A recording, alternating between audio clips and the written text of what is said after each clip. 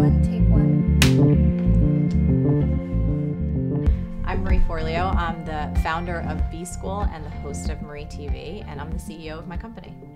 I think one of the coolest things about your story is you were given all these like kind of dream jobs like New York Stock Exchange and then the offer at Vogue, and then kind of still decided to take your own path and to kind of do your own thing. So maybe just take us back a little bit about kind of, you know, how you made those decisions. Yeah. I studied finance in college, and I remember knowing I have so much energy, and I didn't see myself sitting behind a desk doing corporate finance. And I thought the only place that I could possibly thrive was on the floor of the New York Stock Exchange, because there's actually no physical seats. You run around all day long. It's kind of crazy and intense, and it sounded pretty awesome to me. And when I got there, I felt so grateful to actually have a job and have a good job. And it was so exciting, feeling like you're in the center of the financial universe. And when I looked at all the people around me, you know, they were making tons of money, like ridiculous amounts of money, more than I could even comprehend. But as time went on, I started to realize that they weren't happy and I wasn't happy. It was like everyone I worked with, they only looked forward to these 2 weeks a year that they had vacation. And I was like, this is not my life. This is not what I'm supposed to do. And this little voice inside me kept saying, this is not where you're meant to be. You're meant to do something bigger. You're meant to do something greater. But the whole problem was that little voice didn't tell me what I was supposed to be doing. It just was saying, this isn't it.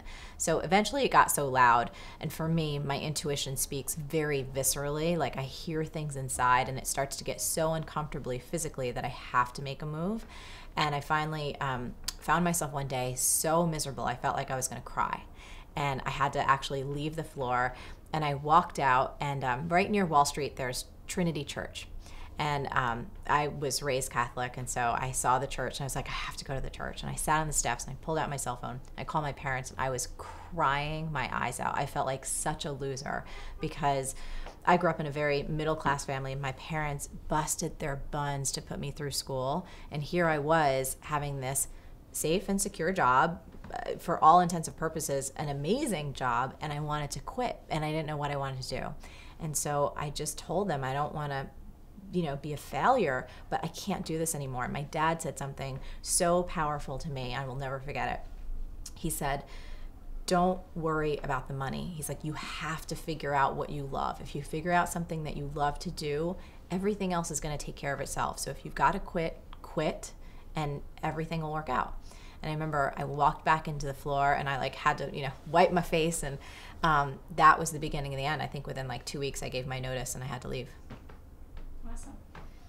And then you kind of found yourself thinking that magazine and that was going to kind of be your next path because you wanted something more creative. I really would love to hear the story about when you got the Vogue offer and why you decided that that wasn't what you wanted to do either. Yeah, so after I left Wall Street, I went on a bit of an odyssey to figure out what I was supposed to do, and I just went back to myself. Okay, I'm really passionate about business, and I'm also very creative, so how can I figure out how to do both of these things as a livelihood? And I thought that magazine publishing would be that perfect mix. I loved magazines. I loved the fact that there was commerce and there was editorial side, and you know, at first I worked at Gourmet Magazine in the ad sales department, and that was cool. But again, I started kind of looking ahead at the road ahead, and I looked at the publisher's seat, and I said, I don't want to be my boss. And if I don't want to climb this ladder, what am I doing here? I'm wasting their time and my time. And I thought, well, maybe I'm just still too much in the business side. You know, I'm on the ad side of the magazines. Maybe I need to be on the editorial side. And so I got a job at Mademoiselle, and that was on the fashion end of things. And that was cool. And I was, again, super grateful to have a job. I was learning a lot, but I looked ahead at the editor-in-chief spot, and I was like, gosh, I don't know if this is me. And I started kind of just tooling around online. And at the time, life coaching was a totally new profession. It was like very, you know, no one had heard of it before. But when I looked at this article, and I was like 23, something in me lit up about this new profession. And even though it sounded crazy, I'm like, who the heck is going to hire a 23-year-old life coach? I was rolling my eyes at myself. I couldn't deny that it felt right. It felt more right than anything I had ever done. And so I started studying coaching at night. I signed up for a 3-year training program, and every night when I'd go home from work at the magazine, I would do my classes online and do everything I could. Fast forward 6 months, and I got a call from HR, and I had a job offer at Vogue. And this was like my huge fork in the road, because Vogue is clearly an incredible publication. It's like, do I go on this path, best fashion magazine in the world, or do I quit my job and start this weird life coaching business where I don't even believe myself kind of, but I can't deny it sounds awesome. And so I really thought about it. I said, I got to do this. And I quit my job and I decided to start my own business at 23. What you were like as a little girl. I know that you self-identify as being like really ambitious, and I know you were the valedictorian. I'd love to hear like more about like you as a young lady. I was always into a lot of different things. I had a ton of energy. I remember I would make up dances with my friends and like choreograph stuff in the living room, and then I would go, and I remember actually having Encyclopedia Britannica and like copying it down and like rewriting the content and making new pictures and creating things.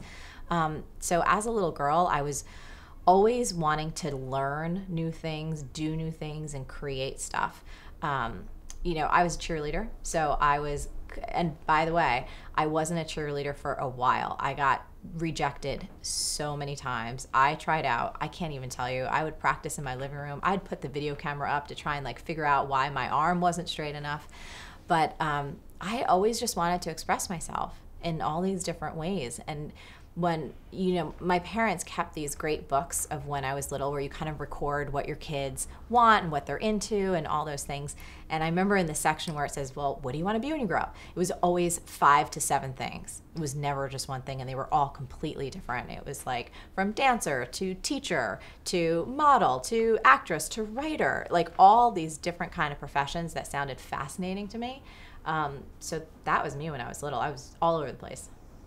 I think one of the things that young people struggle with is kind of, and I know that you've answered this question before about kind of finding their passion. Yeah. And I would love to hear about kind of how your journey shaped your career. Yeah. How it kind of led to where you are. Because I think a lot of times we just want to go from A to B, and we need to kind of figure it out for ourselves. Well, I think part of it, which is really interesting, is that, everyone asks us from the time that we're like in our kind of mid-teens, and when you start thinking about, what you're going to major in and where you're going to go to college and what you're going to do, it's like, well, what do you want to do when you grow up?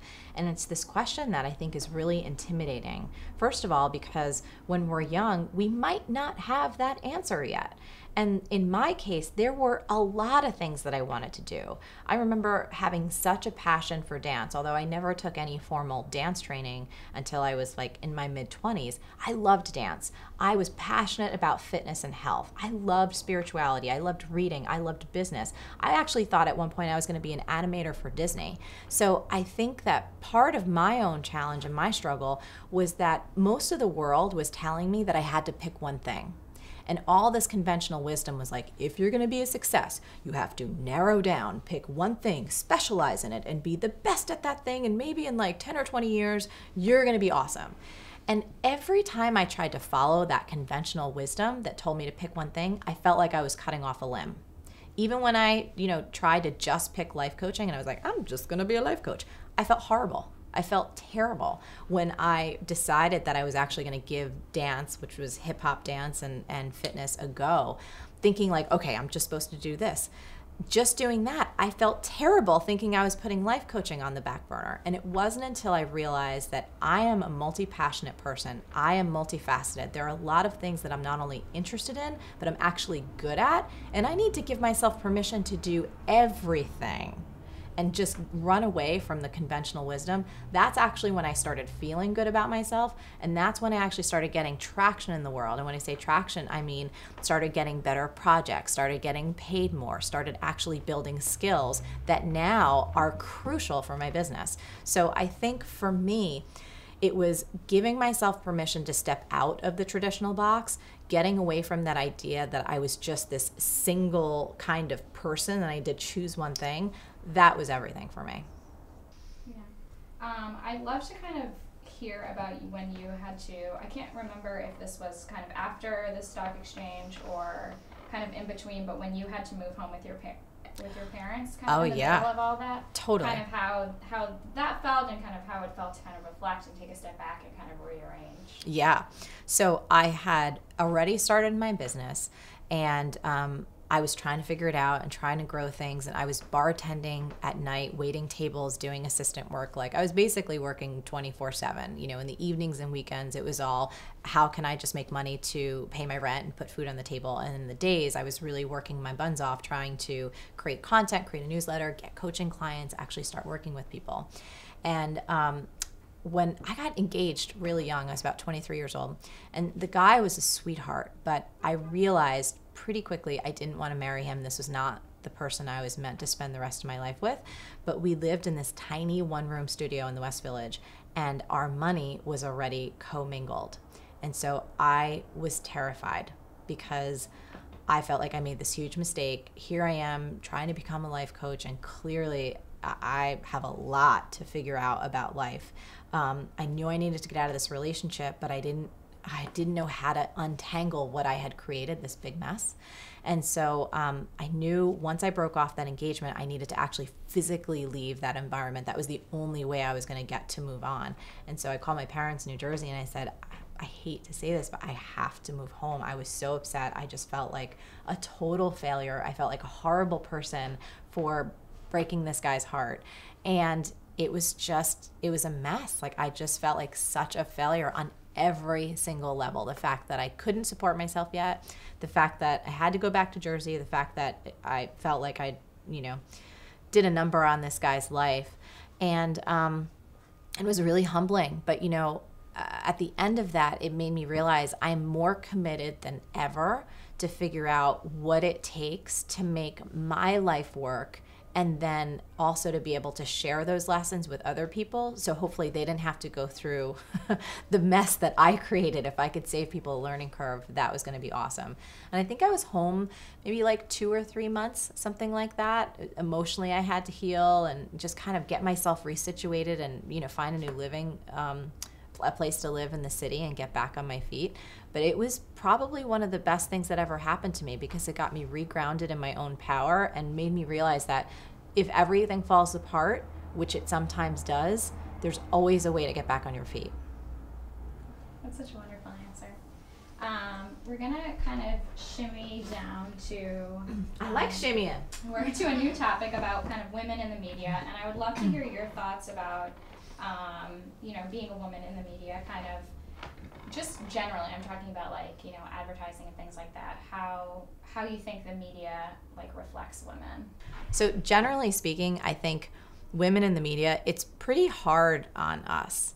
If you aren't perfect looking, we can talk about age. The moment a woman gets to whatever age, it's like, oh, you're starting to get old. If you don't fit whatever kind of stereotypes. And then just even, thinking about, I know a movie that I really loved was Misrepresentation. That movie made such a huge impact on me. And one of the scenes from it was about how, Hillary Clinton, and she was running and all of the attention was on what suit she was wearing and what color she had on, and didn't give any real attention to what she was actually saying. But the first headlines were about how she looked. That got me so angry and so upset. And I just felt like, we have such an opportunity to change things now. And I think it needs to start with us, because what we see in the media, whether it's in magazines or on television, especially with advertising, is so unrealistic. I mean, for women and for girls that happen to have this incredibly long, thin frame, and that's who they are, that's awesome and that's wonderful. But we need to balance that out with all of the other body types that are just as beautiful and real, but just don't happen to fit into that one very narrow picture of what's fashionable or what's supposed to be beautiful. I love that Marie TV and just your brand in general is such a mix of strength, but also femininity, and you add in your humor, and you're just totally yourself. I'd love to hear about kind of being a media maker and kind of the thought you put into kind of the message you want to show people. Yeah, that's actually been a really interesting evolution, because I am naturally a super goofy person. I'm naturally sometimes an inappropriate person. There's things that pop out of my mouth as being a person from Jersey that other people would say, you cannot say that on stage. You should not be talking about that as a professional woman. I'm like, but that's real. And when I have meetings with other people that aren't on camera, that there's no recording device around, that's actually how they talk too. So why are we separating ourselves to be like this very one type of person when we feel like we're out in public, and then in private we act a completely different way. I just think that's so hypocritical. And so for me, I feel like also the way that I best express myself is when I'm not trying to be anything other than who I actually am and how I would talk to my friends. You know, it's been interesting too with Marie TV. It's like, I'm a woman who enjoys clothes, and I'm a woman who enjoys, like, sometimes it's sassy and sexy clothing, and sometimes it's not. Sometimes it's very, there's boxy things that I want to wear, and sometimes it's really casual, and sometimes it's a little bit more elegant. But those are all sides of me. And so it's been interesting because sometimes I'll put something on, I'm like, there's a little too much skin. Am I sending the wrong message to young women? But then I also have another voice in my head that says, but you know what? I actually like this dress. And it makes me feel good, and I feel confident. So I think it's something that I don't feel like I have perfectly figured out, but it's certainly a conversation that is very relevant. It's very present in my mind. It's very present for our team, because what we want to do is create media that, first of all, the content is really impactful. And second of all, that we're being true to who we are, and for me, being true to who I am. And third of all, giving young women a different and diverse look at what it means to be successful, what it means to be yourself, and that you can show different sides of you and be taken seriously. Can you tell us about a time, I know that you had the escalator situation where somebody didn't take you seriously, and kind of, the feeling of that? So when I was first starting B School, I was really excited about getting it out into the world, and I went to a marketing conference to network and to meet people and to find promotional partners. And so I was really excited to tell people about the program, and I was on this escalator heading up to like the first session of the day. I was really excited, and there's this guy in front of me, and at conferences everybody likes to introduce themselves and learn about what you do. And so this guy looks at me, and he looked at my name tag and goes, "Oh, what do you do? What are you doing here?" And I started telling him about B School, this online business school for women entrepreneurs. And his face kind of went blank, and he looked at me and he's like, "Oh, that's cute. Do you expect to make money with that? Do you have a rich husband who's bankrolling you?" And I was so stunned that this guy said this right to my face. Meanwhile, the truth was that I was supporting myself in my own business for almost a decade at that point. I had already been making quite good money, and no, I did not have a rich husband. It took everything in me not to want to really deck this guy and throw him off the escalator, but it was probably one of the moments that fired me up so much, because this guy saying something so rude and so chauvinistic to me, all it did was get me more fired up to prove him and anyone out there who underestimated me completely wrong. What was the other story you were thinking of? The other story I was thinking of, it still kind of happens to this day, and it's right now I'm dealing with someone who kind of reached out and wanted to be on Marie TV because they know about our reach, but yet it's like it's almost like, oh, it's just some internet show. We're going to kind of shuffle around our other major media, and then we'll see if we can fit you in. And I can feel intuitively that it's like the underestimation of our audience, where I've had, other incredible authors, including like Arianna Huffington, tell me after she was on Marie TV, after she had been on book tour for a little while, the ridiculously high amount of people that came up to her that learned about the book through my show. So it just, we still deal with it to this day, of people thinking, oh, it's a lifestyle company, or it's just a little online show, or, oh, what you're doing is it's so nice. I would love to kind of talk to you a little bit about, obviously we are kind of a living example of the way that you support women and the way you believe in women. Yeah. So thank you for allowing this to be happening. You're welcome. And also, can you just tell us a little bit more about why you think it's important to give back, and why, especially I'm interested in hearing like why women's causes need money and funding and mentorship, just because it's so much harder for women to get access to those resources. Oh, yeah.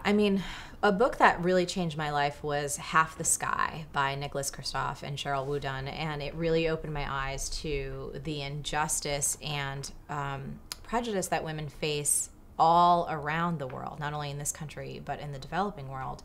And women are our most underutilized resource. And I feel like it's up to us to take care of each other.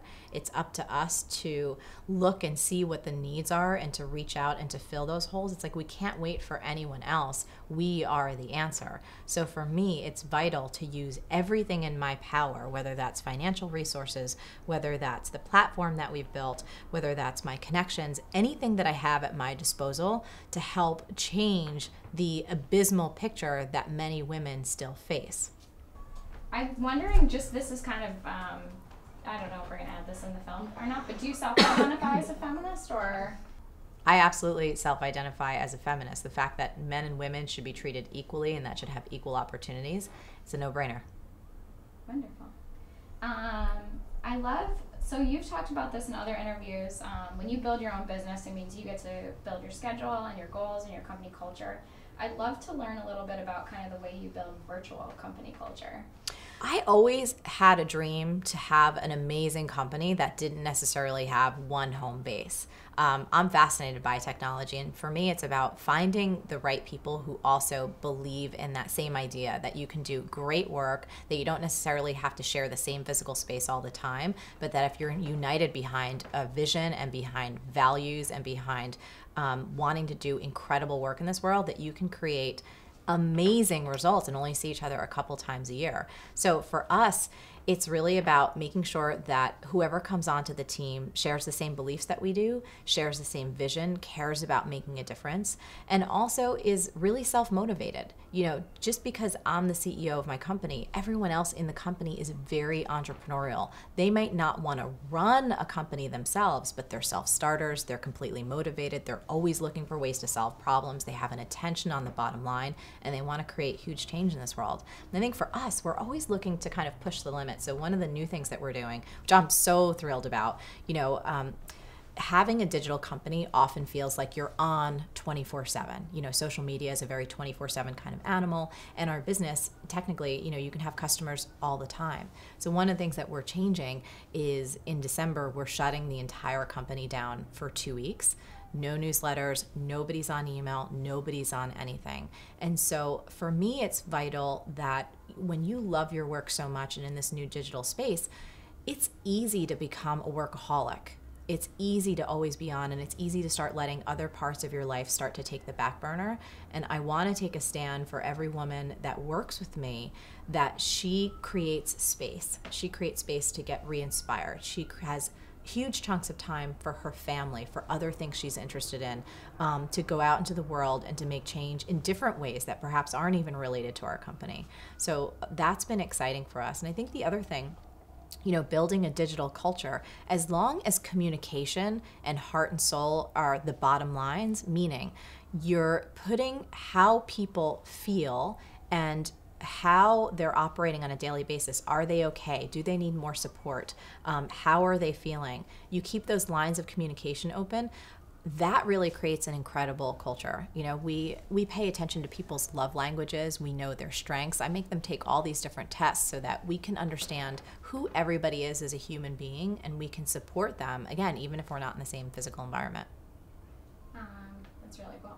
I'd also like you to riff more about kind of the way we separate your work and your life balance a little bit. I think that's just something that everyone struggles with all the time, constantly, especially, like you said, because it's digital and we have access to everything. So I'd love for you to speak a little bit about that and just about how you kind of control it in your life. Yeah, in the beginning, when I was first growing the business and first getting it off the ground, I was definitely, work-life balance was less of a reality because I just had to work constantly in order to keep the lights on.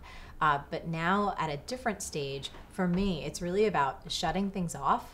And it's about recognizing that even though the world says that you should be on social media all the time, that you should be on all of these different channels, that more is better, that's actually not the truth. Bigger isn't better and more isn't better. And when it comes to work-life balance, the more that you shut down and kind of check out and give yourself time and space, you come back and you realize you actually didn't miss anything. all you missed was a lot of noise. And I think as business owners, it's vital that we stay connected to our own voice and our own intuition. And if you're constantly connected to the outside world, you can't hear your own intuition. You're so overwhelmed with the voices of the world that you lose your own inner compass. And for me, it's vital. So I actually shut off a lot. I feel like you probably have a lot of thoughts about women and money that I would love to just hear about, and then kind of ask you more specific things. But is there anything just off the top of your head that you, from experience of, because I feel like that's something women struggle with, especially in the business world. Oh, absolutely. I think all of us, when we love what we do and when we're passionate about something, we almost have this sense of guilt about being paid for it. We shouldn't be paid for it. We can't ask for money. Oh, I'll just do it this one time. Oh, I can't charge that much. I'm taking advantage of someone else. And so there's a lot of sometimes subconscious, sometimes just deeply lodged beliefs about our own worth and money and being paid for something that we're really good at, that is important that we investigate, that we challenge, and that we choose our own beliefs around money. Because money is this incredible thing, and a lot of women, a lot of people in general, but especially women, there's a lot of conflict. Part of us wants more, and part of us feels guilty or greedy for wanting it, and like we're bad, or somehow that makes us, I don't know, less spiritual, less soulful, less authentic. And I think that's total BS. I think money is amazing. It is the most incredible tool that you can use, not only to take care of yourself and your family, but more importantly, that you can funnel to ideas and causes and real problems in this world that take resources to help fix. And that's really exciting to me. And I think that the more that women are financially empowered, the more everyone wins. I mean, the studies have proven this time and time again, that when women get financially empowered, they take better care of their families, better care of their kids. They actually tend to have less kids, especially in the developing world.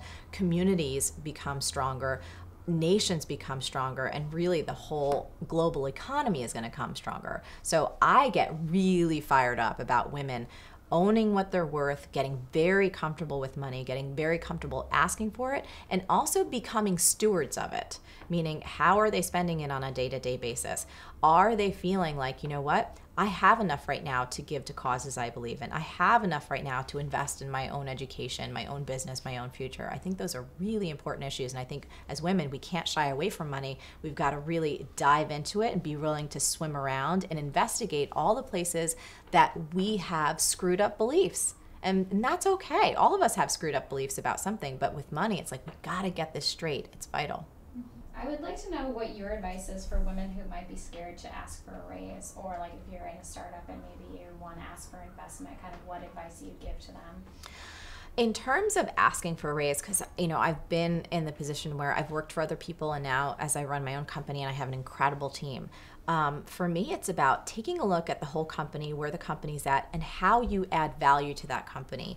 Being willing and able to look at what role you play, how you help that company thrive, how you plan to help that company grow. And if you can be confident in the value that you bring to the table, and also be assertive and insightful enough to say, hey, look, here's how I want us to take the next step or the next 5 steps, and here's what I'm going to do to help make that happen, you can have every confidence in the world to go into whatever room and ask for whatever kind of money you want. And also realize it might be negotiation. Right? You can go and ask and say, hey, here's what I plan to do. Here's how I want to help see these bottom lines grow. Here's how I want to save us money. This is what I think I should be paid. And you and your boss, it's like, you can't be afraid if they say no, or they say, okay, maybe I can't do that, but I can do this. It's like, we have to be willing to play ball, but all of that comes from having the courage to ask. Do you have any investors that you work with from Marie TV? Or? I am totally a self-funded girl. I have built everything from actually earning money on the side. And for me, my journey has actually been quite a bit longer. I've been the turtle. I've been the one who's always wanted to grow slowly and organically. And to be honest, I'm a control freak. The reason that I run my own business is because I want to run my own business. I don't want other people telling me because they gave me money how I should do things. that sounds like a death sentence to me. That's basically, in my own perspective, that's like buying another job, and it's something I'm not interested in. And part of the reason that we do Marie TV and we do everything the way that we do is because I have very strong opinions about everything, from the way something looks, from what we're going to say, how we're going to respond to anything. And for me, I want to be in control. So I've always just funded it myself. What is the most challenging part of starting your own business? And what kind of pushes you to keep going? I know there's a lot of challenges when you're first starting something, and it's almost like you just kind of are navigating hurdles when you're beginning. So can you tell us a little bit about kind of what inspires you and kind of what motivated you?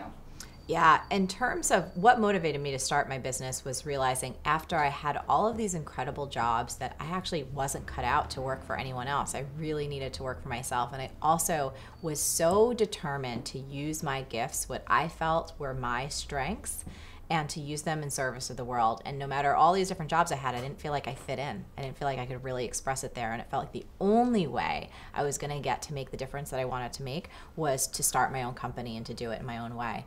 And you know, the beginning was hard. I mean, it was really hard. Sometimes I read these stories about people like, oh, I started my company and 6 months later I took off. And I'm like, whoa, that was so not me. I struggled for years. And it was a couple of things. It was figuring out my own voice, like who was I supposed to be? You know, when I first started, I had this idea of what a businesswoman looked like. And it was kind of a power suit and like some bad stockings and some heels. And I don't know where I came up with that picture, but when, you know, I tried that on for a hot minute, it was so not me. It shut down my creativity. I just felt like such a fraud. And when I actually let that go and started to just talk how I actually talk and express the things that I was really passionate about and connect with people purely from my heart, not trying to prove who I was, not trying to be something different.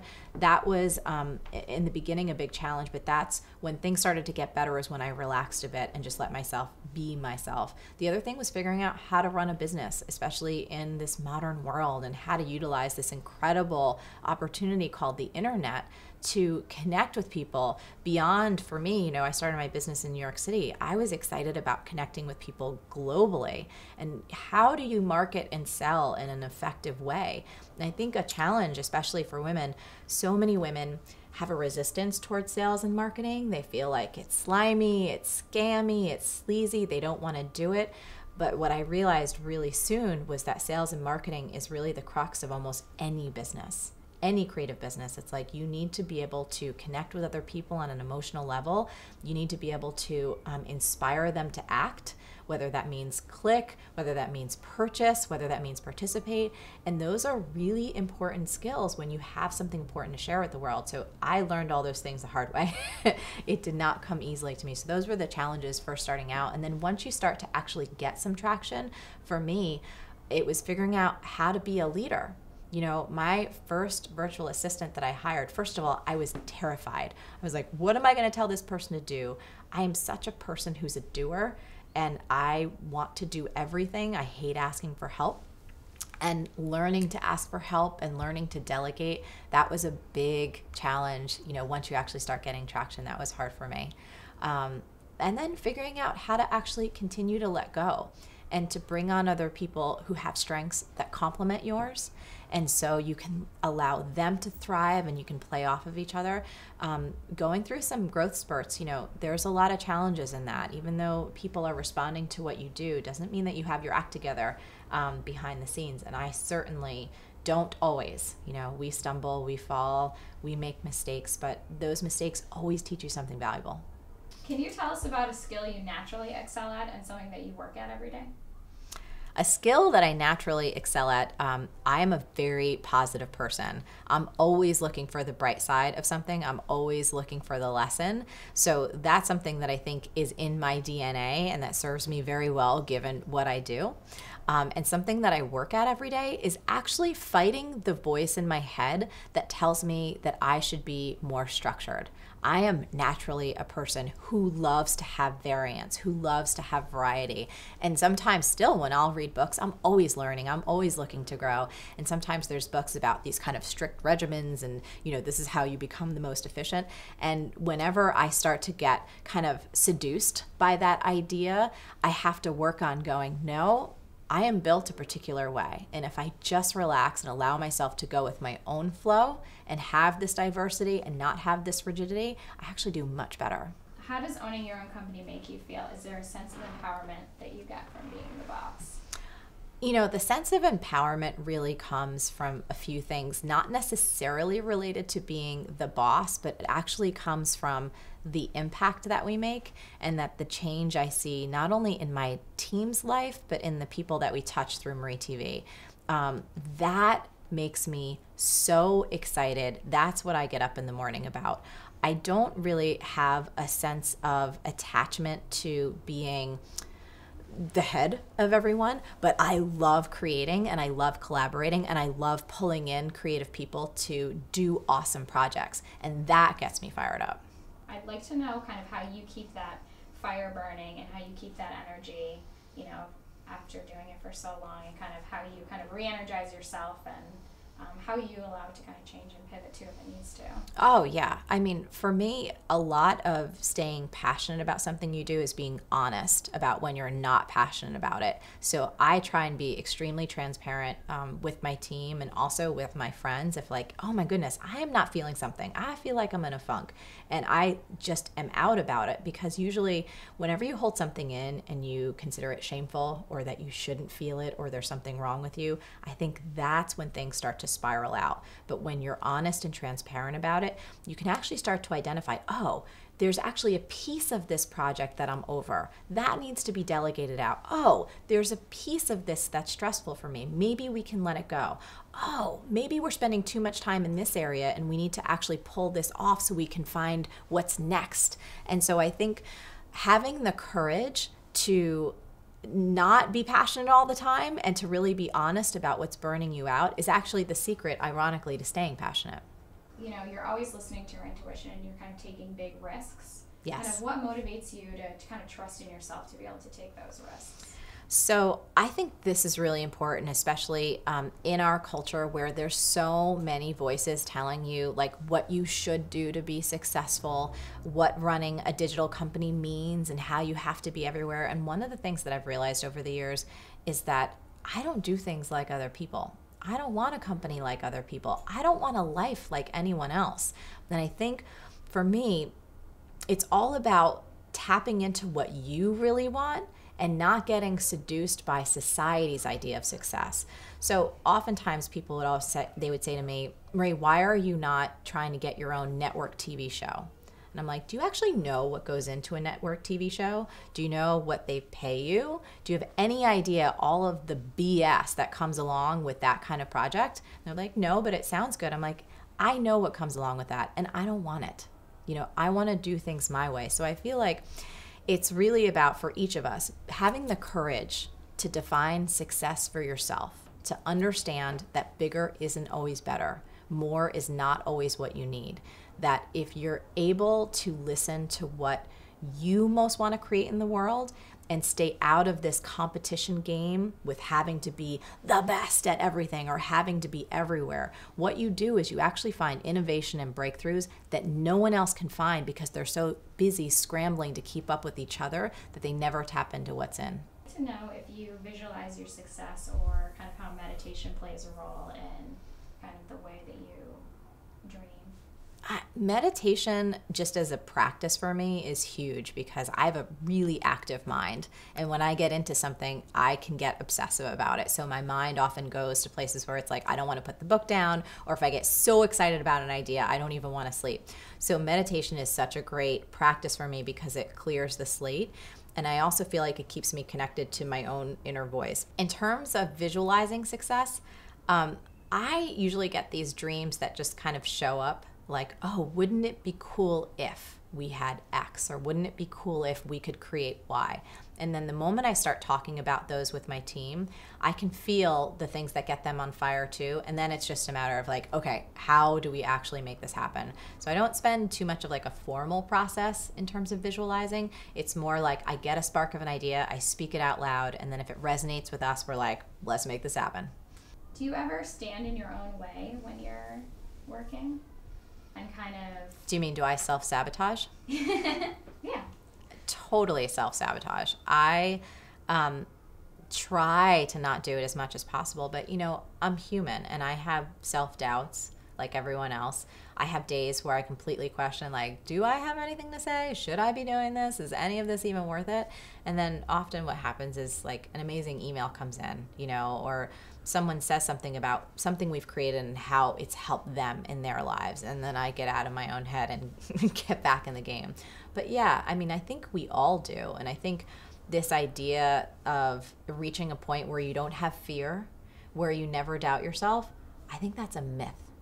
Every successful person that I've been able to connect with, mega successful people that we hold up as icons, when I have private conversations with them, they all reveal the same thing.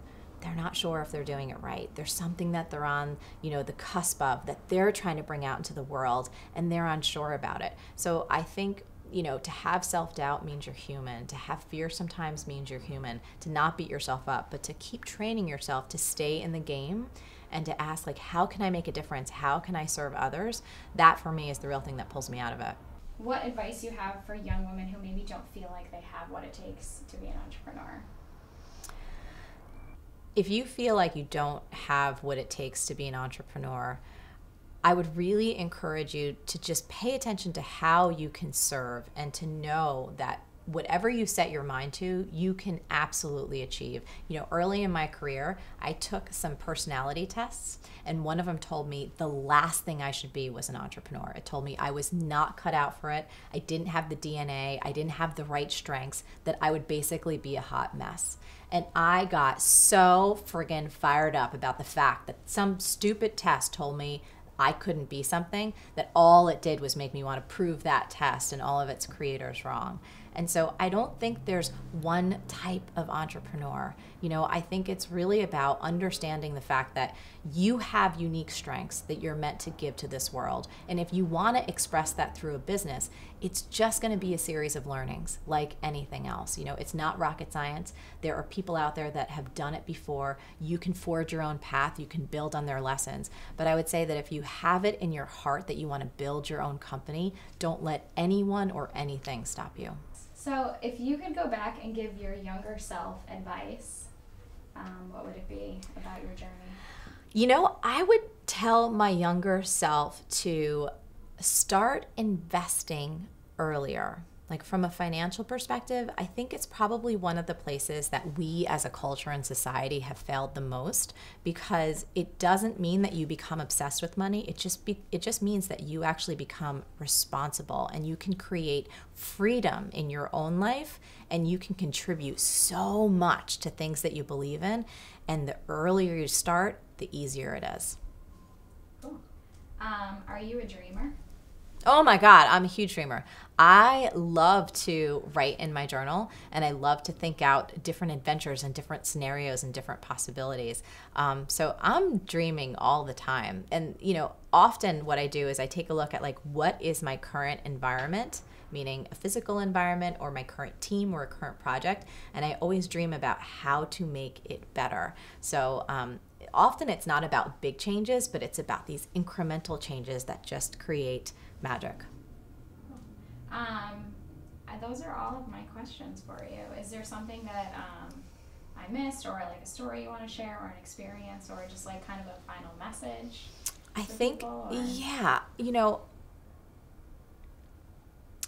with the world the way it is and where it's going, entrepreneurship is really a mindset that everybody needs to thrive. So even if you don't wind up starting your own company right now, or you're not sure if that's what you should do, taking an entrepreneurial approach, meaning that you take initiative, that you're a self-starter, that you understand bottom lines, that you get skilled when it comes to selling and marketing and branding. These are all such vital skill sets if you want to thrive in today's world and in the future. So I think that no matter who you are, no matter what you feel, adopting that entrepreneurial spirit is really essential.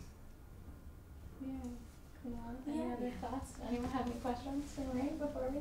Yeah? Is it okay to ask? Yeah, of course. I'm kind of curious about managing people, and like, how do you take care of people's feelings, or is there a time when you've hurt someone's feelings, and like, then what do you do? Oh, yeah. You mean on the team? Yeah. Yeah.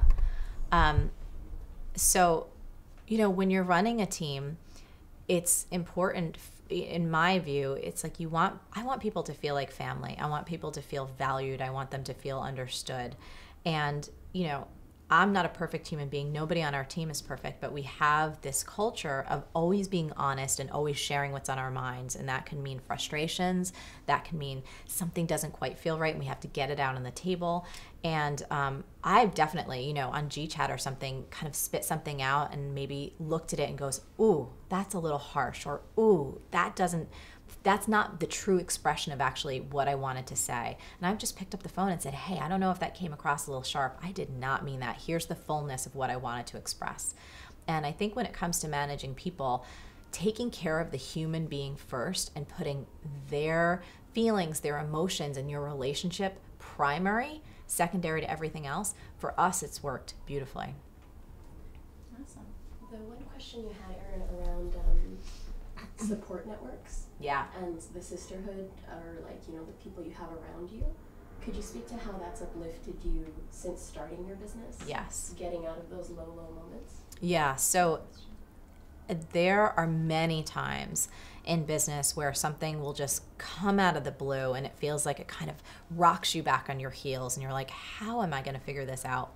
And one of the things that's really worked for me is I have a tight-knit group of women who also run businesses, and we're basically all on each other's speed dial. So when things are extremely well, we'll brag about it and we'll say, oh my God, can you believe this just happened? Let's celebrate together.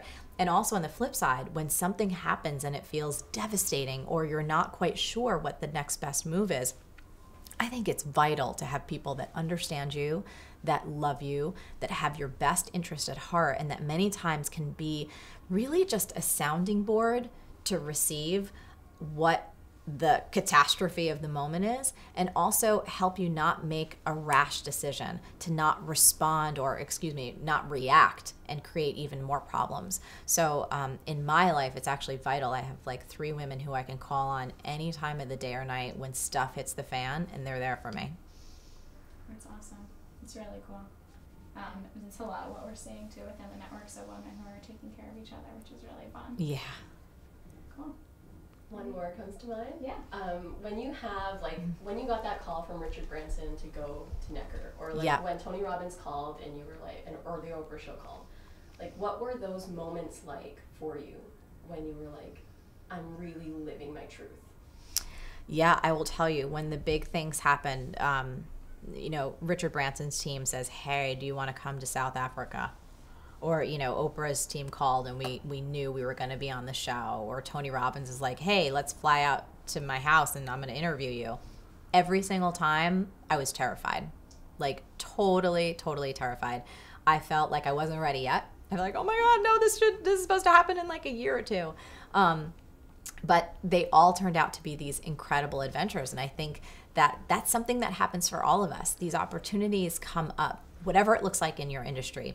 And something inside me will say, no, I'm not ready yet. I'm not polished enough. I'm not knowledgeable enough. What's going on? And you just have to kind of take a deep breath and trust that it's happening for a reason, and then just go and kick ass and do your best. That's awesome. There's one more. Go for it. Go for it. So you were on the Forbes 500 list. Think 500. Yeah, Think 500 list this year. And seeing your company go from $1 million company to a $12 million company, and that trajectory just continuing like this. Can you visualize yourself alongside those Fortune 500 companies, those larger organizations? Where have you ever felt like that dream could be capped, or are you feeling limitless? That's a really interesting question. I think growth for growth's sake can be a sickness when people just want more and more and more and bigger and bigger and bigger. And I've never actually had a dream of a traditionally humongous corporation. For me, I love profitability. I love money. I love impact. I love changing lives. But I like playing with the dials to see how I can keep my team pretty lean, work with incredible creative teams as we need to pilot out for other projects, But for me, it's about constantly doing this kind of dance to check in with, what's most true for me? What do I most want? How can I make the most impact? And how can I also run a company that doesn't feel like it's running me? So we're always keeping an eye on that level for growth. I feel like our potential is limitless, and I feel like it's always going to be about how do we reach our goals in the way that we most want? How do we not get sucked into this current of trying to be like number one or to reach some idea of success that's not actually our idea of success? So it's exciting to me. I don't feel like we have any cap on what's possible, but what I am intrigued with is how we're going to continue to reach our goals without feeling like we're chasing someone else's dream. Cool. Anyone else? Any other thoughts back there, ladies? I think I have one. Stacy? You talked a lot about when you're a kid and you like to do everything. Yes. And like you just wanted to do everything. I am totally the same way, and I'm in film. I literally am doing everything. And do you ever feel like when do you ever feel like that's a hindrance to your development? Because I sometimes feel like, yeah, I know a lot of things, but to know like one thing, like Yes.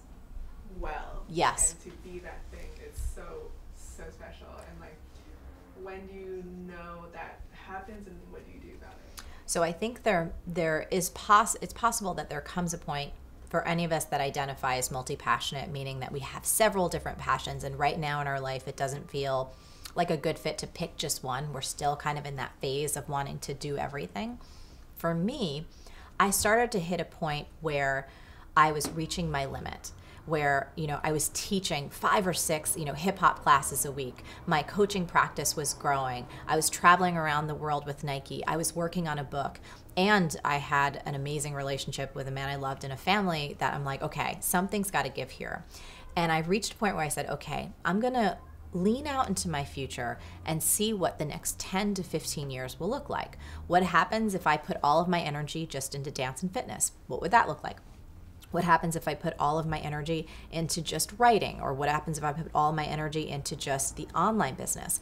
And when I saw the potential for impact in all of those fields, and I also saw the income potential, like what, my day-to-day would look like, I realized, the place that I have the opportunity to make the most difference to the most people and to have no limit on the amount of income that I can earn was if I funnel everything into an online business and I'm able to express myself using the internet.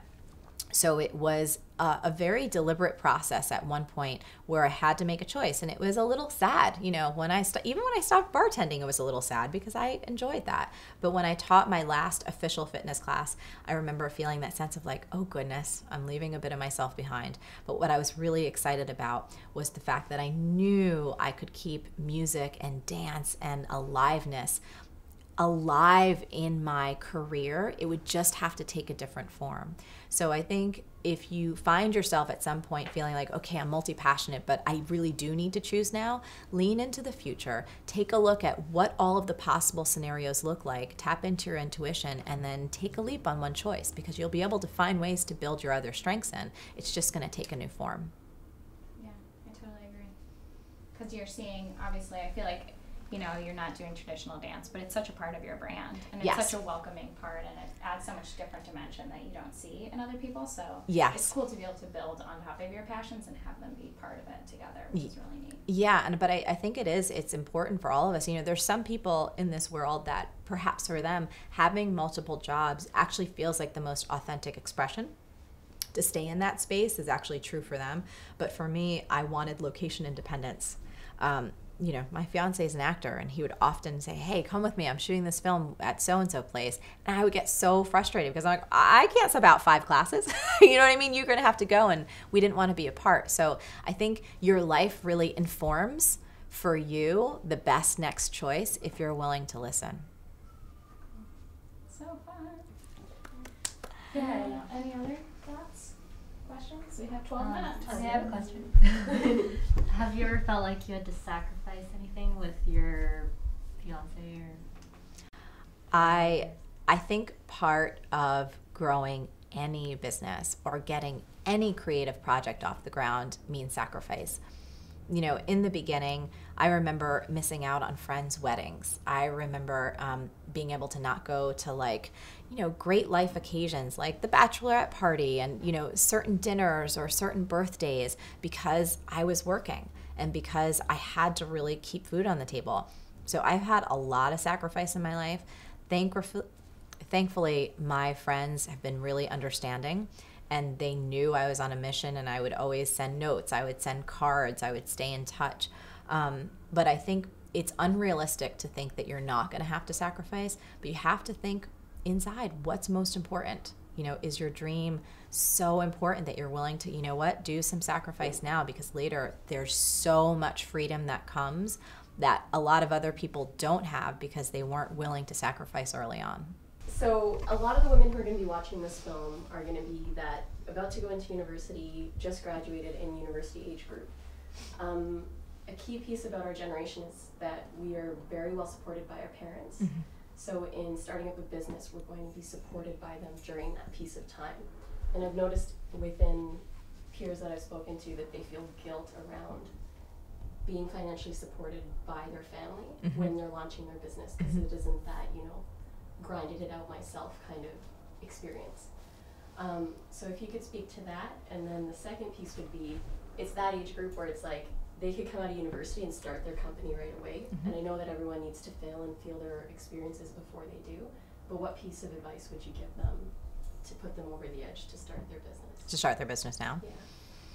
So in terms of feeling guilt, by the blessing that you have support, it's like you really have to check yourself. You know, life provides the exact circumstances that you need to get where you want to go in life. And if it so happens that your family can support you and can help you fund your dream, to turn that down or to feel guilty about it is really doing, it's a disservice and it's a disrespect to all of the hard work that your parents and your grandparents have gone through willingly to create an opportunity for you to create the change in the world that you were born to make. So feeling guilty is really, it's a waste of energy, and I think it's incredibly disrespectful. Well, I also think, to be honest, and the other reason it's disrespectful, it's like, think about all of these other people in the world that don't have that support, who wish they had that support, and for you to have this incredible blessing and gift and say, oh no, I shouldn't have this, or I want to poo-poo it away so I can go struggle and have a better story. It's like, life will give you lots of stories to struggle with. Just hang on and wait for it. But if you have a blessing right now, it's like you really have to be grateful for it, honor it, and use it to the best of your ability. Okay, we talked about what would kind of push people over the edge if they're just getting out of school. Mm-hmm. You know, the thing that really pushes me over the edge whenever I'm thinking about doing something, and this really applies if you're just getting out of school, you're thinking about starting a company.